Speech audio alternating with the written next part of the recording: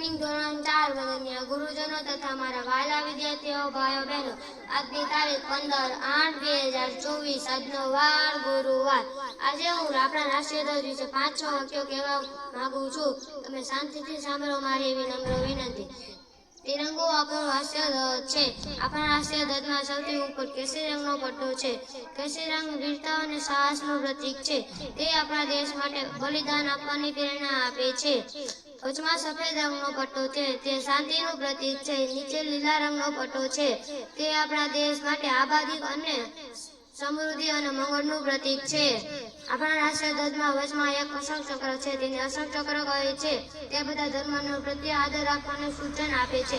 આગળ વધવાની પ્રેરણા આપે છે. આપણા રાષ્ટ્રીય ધ્વજમાં આપણા દેશની શાન છે.